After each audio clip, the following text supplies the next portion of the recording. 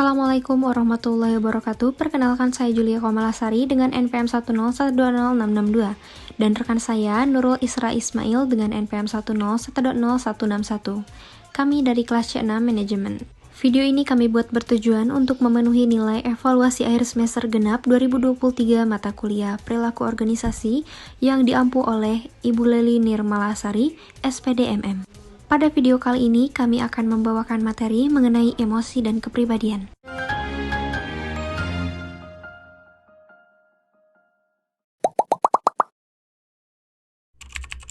Definisi emosi. Definisi emosi dikategorikan dalam 3 bentuk, yaitu efek, emotion, dan moods. Efek yaitu rentang perasaan yang dialami oleh seseorang, sementara emotion, perasaan mendalam yang diarahkan kepada sesuatu. Dan moods merupakan perasaan yang cenderung kurang mendalam ketimbang emosi dan tanpa stimulus kontekstual. Artinya, moods ini sebuah emosi yang tidak terjadi dalam jangka waktu yang lama, atau biasanya dipengaruhi oleh lingkungan. Biasa disebut dengan emotional labor.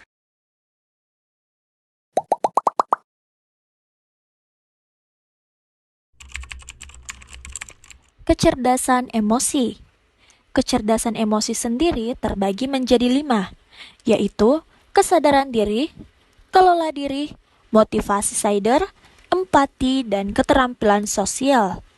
Fungsi dari kecerdasan emosi ini merupakan keterampilan, kapabilitas, serta kompetensi yang non-kognitif yang mempengaruhi kemampuan seseorang untuk berhasil dalam menghadapi tuntutan dan tekanan lingkungan.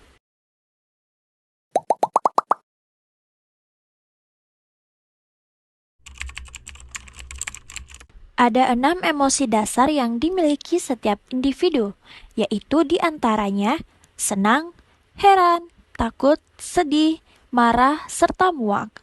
Jadi teman-teman, emosi tidak hanya tentang marah ya, tapi marah merupakan bagian dari emosi.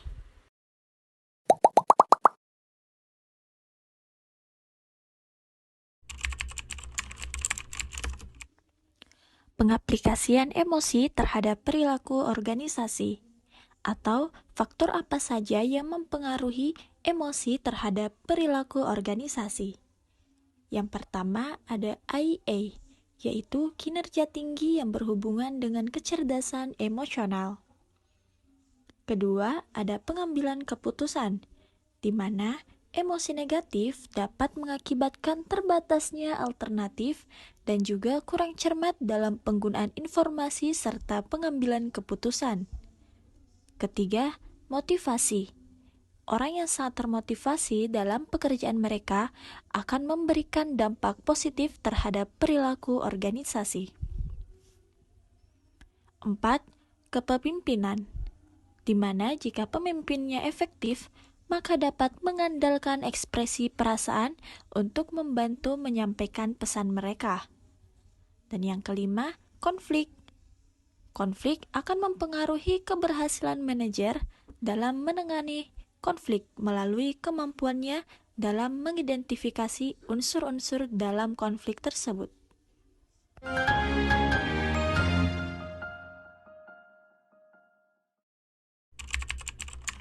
Apa itu kepribadian?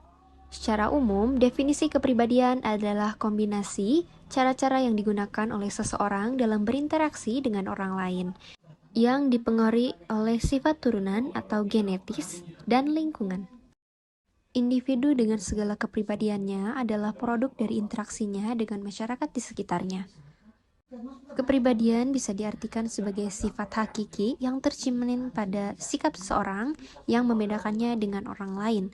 Untuk mengidentifikasi kepribadian seseorang, kita dapat melakukannya dengan memperhatikan perilaku-perilakunya dalam keseharian.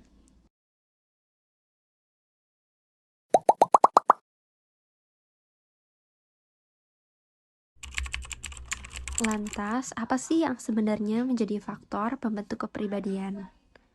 Seperti yang telah diungkapkan sebelumnya, bahwa setiap individu memiliki kepribadian yang berbeda antara satu dengan yang lainnya. Hal ini dipengaruhi oleh beberapa faktor, diantaranya ada keturunan, lingkungan, dan situasi. Mari kita bahas. Yang pertama ada keturunan. Faktor keturunan memberi pengaruh penting dalam membentuk kepribadian seseorang. Meskipun tidak menentukan semua kepribadian orang tersebut, faktor keturunan tersebut antara lain watak, temperamen, tingkat kecerdasan, postur tubuh serta warna kulit, bentuk rambut, dan sebagainya. Di antara faktor tersebut, ciri fisik, ciri psikologis, dan tingkat kecerdasan adalah 3 faktor yang paling menonjol. Ciri fisik biasanya terkait postur tubuh yang kecil, cenderung kurang percaya diri. Meskipun ini tidak berlaku umum, namun berkaitan dengan unsur-unsur kejiwaan. Temperamen yaitu perangai, sifat dan watak aslinya adalah dasar yang kerap diwariskan. Kemudian yang kedua ada lingkungan fisik. Nah, lingkungan ini ada ketekunan, ambisi, kejujuran, dan kecenderungan berperilaku menyimpang adalah beberapa ciri kepribadian yang merupakan hasil dari pengaruh lingkungan tempat tinggal individu. Contohnya, orang-orang yang tinggal di daerah pantai berbicara dengan nada keras dan agak kasar. Hal tersebut dikarenakan oleh pengaruh suasana laut yang riuh dan deburan ombak. Dalam lingkungan juga terdapat budaya. Kebudayaan menjadi salah satu faktor pembentuk kepribadian lainnya, di mana ini berperan melalui proses pembiasaan yang terjadi terus-menerus. Dengan proses pembiasaan tersebut, individu akan mengalami perkembangan ke arah kepribadian tertentu. Pengaruh kebudayaan ini akan jelas terlihat ketika salah satu individu dalam suatu masyarakat tertentu berada di luar kelompok budayanya, bertemu dengan individu lain. Contohnya, seorang yang berasal dari Yogyakarta terbiasa berbicara dengan gaya bicara yang halus. Ketika ia pindah ke Flores, di mana masyarakatnya berbicara dengan nada yang keras, maka ia akan merasa berada dengan orang-orang yang sekitarnya. Yang terakhir adalah situasi. Situasi di sini yaitu merupakan suatu kejadian yang dimana mengharuskan seorang itu menjadi bisa berubah, bisa jadi pengalaman kelompok, pengalaman unik, dan lain sebagainya. Hal tersebut mendorong orang atau individu berubah. Misalnya, orang yang biasa dalam keadaan kepepet, yang biasanya tadinya leha-leha, ketika dalam dihadapi situasi yang kepepet, dia akan menjadi ambisi dan rajin. Dengan kejadian terus-menerus, bisa membuatnya merubah jadi kepribadian tertentu.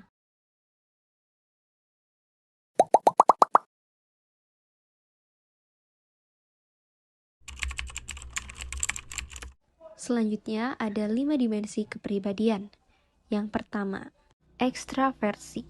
Derajat di mana seseorang mampu bersosialisasi. Kemudian yang kedua ada kemampuan bersepakat atau agreeableness, di mana seseorang bekerja baik dengan orang lain, dengan kooperatif dan memiliki kemampuan dapat dipercaya orang lain. Kemudian ada stabilitas emosi, dimensi yang mencerminkan kemampuan seseorang untuk mengelola stres dengan tetap tenang dan percaya diri sebagai oposisi dari tidak tenang, gugup, dan depresi. Selanjutnya ada sifat berhati-hati, di mana dimensi yang menggambarkan seseorang yang bertanggung jawab dan dapat diandalkan, atau stabil.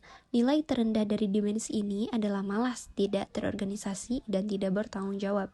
Dan yang terakhir adalah keterbukaan terhadap hal baru. Ketertarikan seseorang atas sesuatu yang baru biasanya memiliki karakter yang kreatif, ingin tahu, serta sensitif.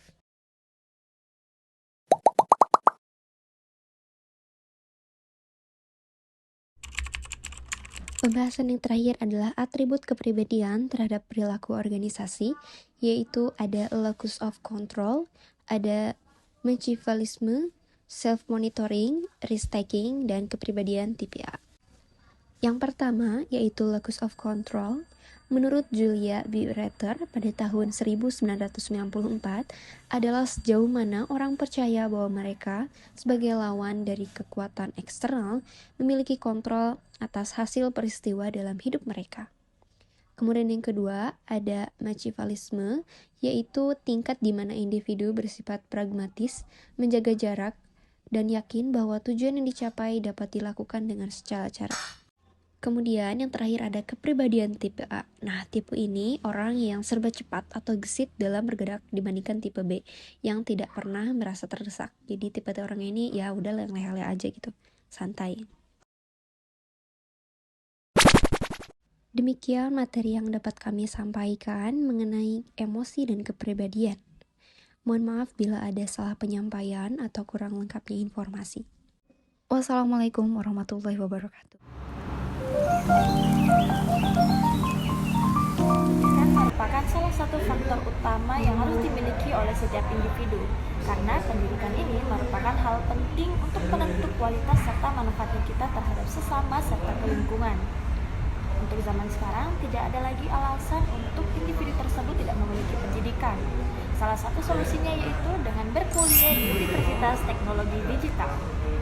Universitas Teknologi Digital merupakan universitas yang telah terakreditasi oleh Ban PT serta telah menjadi kampus merdeka. Selain itu, Universitas Teknologi Digital ini atau Digital University menyediakan berbagai banyak program pendidikan, mulai dari D3, S1 hingga S2. Adapun prodi dalam Diploma 3 yaitu akuntansi, manajemen perusahaan, serta manajemen informatika. Dan untuk S1 ada hukum, akuntansi, manajemen, informatika, teknik industri, ekonomi syariah, serta DKV. Dan untuk S2-nya ada manajemen inovasi.